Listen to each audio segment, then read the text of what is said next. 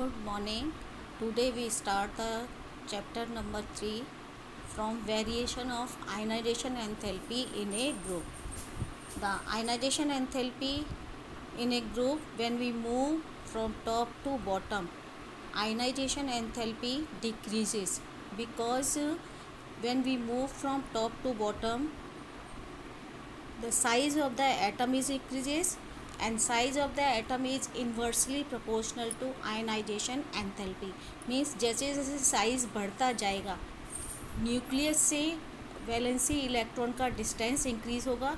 It means उस electron को release करने के लिए कम से कम एनर्जी हमको देनी पड़ेगी because the force of attraction is very low. तो ionization enthalpy when we move from top to bottom is decreases in a group. Next property है हमारी इलेक्ट्रॉन गेन एंथैल्पी. इलेक्ट्रॉन को गेन करने में जो एनर्जी हम देंगे उसको रिलीज़ होएगी उसको हम कहते हैं electron gain enthalpy.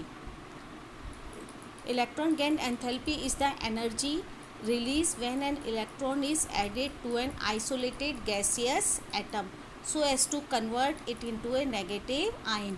Means negative ion बनाने के लिए हम जब किसी भी न्यूट्रल एटम में या न्यूट्रल एलिमेंट के अंदर इलेक्ट्रॉन को ऐड करते हैं तो जो एनर्जी रिलीज़ होती है उसी को हम इलेक्ट्रॉन गेन एंथैल्पी कहते हैं. तो when the first electron is added to the gaseous atom it forms a uninegative ion. लेकिन जब वो यूनि नेगेटिव आयन बन जाता है तो उसको हम बोलते हैं फर्स्ट इलेक्ट्रॉन गेन एंथैल्पी. अब इसी जो यूनि नेगेटिव आयन है इसमें हम one more electron is also added.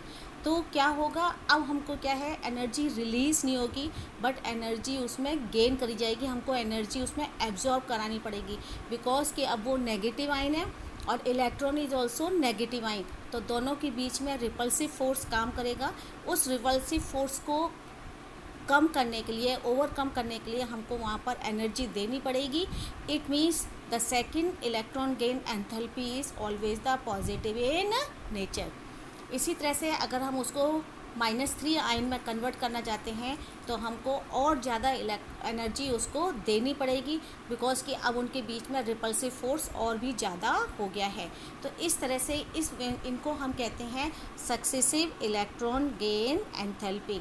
और हमेशा याद रखिए first electron gain enthalpy is always negative but the next successive electron gain enthalpy means second and third electron gain enthalpy is always the positive होती है.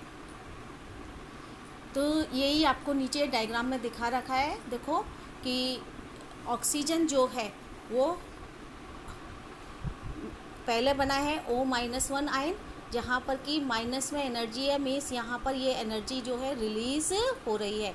लेकिन second जो energy है देखो डेल्टा इलेक्ट्रॉन गेन एंथैल्पी हमारी जो है वो हमारी पॉजिटिव में आ रही है क्योंकि हमारा ऑक्सीजन जो है अब नेगेटिव आयन में बन चुका है और उसमें हम जब एक इलेक्ट्रॉन और ऐड करना चाह रहे हैं तो दोनों के बीच में रिपल्सिव फोर्स काम कर रहा है जिसको कम करने के लिए हमको जो है एनर्जी देनी पड़ेगी ना कि उसमें से एनर्जी रिलीज़ होगी.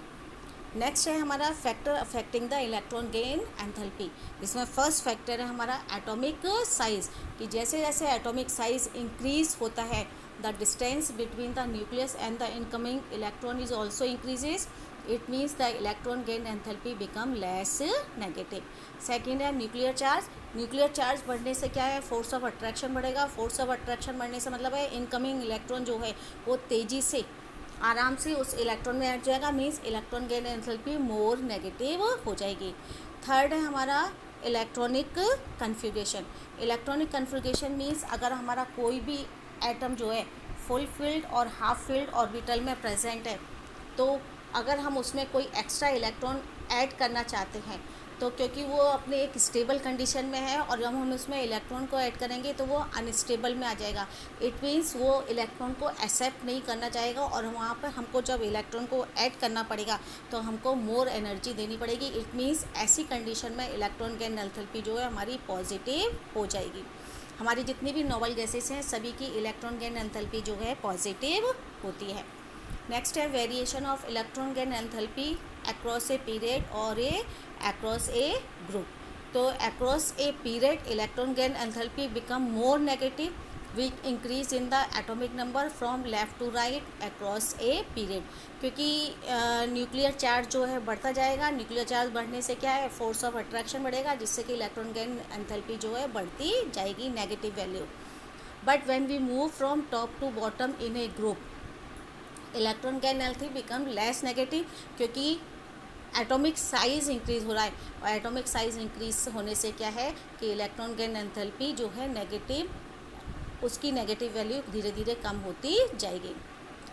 The negative electron gain enthalpy of fluorine is less than that of the chlorine, it is due to the small size of the atom. देखिए यहाँ वैल्यू भी दिखा रखी है, फ्लोरीन की है -328 इलेक्ट्रॉन गेन एंथैल्पी, और क्लोरीन की है -349, जबकि हमारी जो है इलेक्ट्रॉन गेन एंथैल्पी क्लोरीन की कम होनी चाहिए, फ्लोरीन की ज़्यादा होनी चाहिए। But because of the fluorine का साइज़ जो है छोटा है, और फ्लोरीन का जो 2p ऑर्बिटल है उसमें रिपल्सिव फोर्स ज़्यादा वर्क कर रहा है, जिसकी वजह से उसकी इलेक्ट्रॉन गेन एंथैल्पी जो है कम होती है comparison to chlorine. Next property है हमारी इलेक्ट्रोनेगेटिविटी। इलेक्ट्रोनेगेटिविटी का मतलब है tendency of an atom in a molecule to attract towards itself the shared pair of electron. Means covalent bond बनाने में जो हमारे शेयर्ड पेयर ऑफ इलेक्ट्रॉन्स होते हैं, उन इलेक्ट्रॉन को अपनी ओर अट्रैक्ट करने की पावर को हम इलेक्ट्रोनेगेटिविटी कहते हैं। इलेक्ट्रोनेगेटिविटी की वैल्यू को हम पॉलिंग स्केल के द्वारा मेज़र करते हैं, तथा मेन फैक्टर जो है इलेक्ट्रोनेगेटिविटी है that is the nuclear charge और atomic radius. Greater the nuclear charge greater is the electronegativity, smaller the atomic radius greater is the electronegativity. Across a period electronegativity जो है increases across a period from left to right, because the nuclear charge increase हो रहा है, और nuclear charge increase होने का मतलब है इलेक्ट्रोनेगेटिविटी भी इंक्रीज होती जाएगी। इट मीन्स हमारे जो हैलोजेंस हैं उनकी इलेक्ट्रोनेगेटिव वैल्यू सबसे ज़्यादा होती है। यहाँ पर देखो फ्लोरीन की दे रखी है वैल्यू जो है 4.0 है, जो कि सबसे ज़्यादा है फ्लोरीन की। उसके बाद हमारी जो है ऑक्सीजन की होती है, फिर क्लोरीन एंड नाइट्रोजन, इसी तरह से ये वैल्यू जो है कम होती जाती है। इन एक ग्रुप द इलेक्ट्रोनेगेटिविटी वैल्यू जो है डिक्रीज होती है in because the increase the atomic radius. Atomic radius बढ़ने की वजह से ये ग्रुप में डिक्रीज होती जाती है, जो कि हमारा जो है नेक्स्ट टेबल है उसमें इसको दिखा रखा है। फॉर एग्जांपल देखो फ्लोरीन की है 4, क्लोरीन की 3, ब्रोमीन की 2.8, आयोडीन की 2.5 एंड एस्टेटिन की 2.2 है। और लास्ट हमारे जो है टेबल दिखा रखी है, फ्लो चार्ट है, दैट इज़ क्या है कि इसमें ये दिखा रखा है कि किस तरह से कौन सी प्रॉपर्टी इंक्रीज़ हो रही है और कौन सी प्रॉपर्टी डिक्रीज़ हो रही है।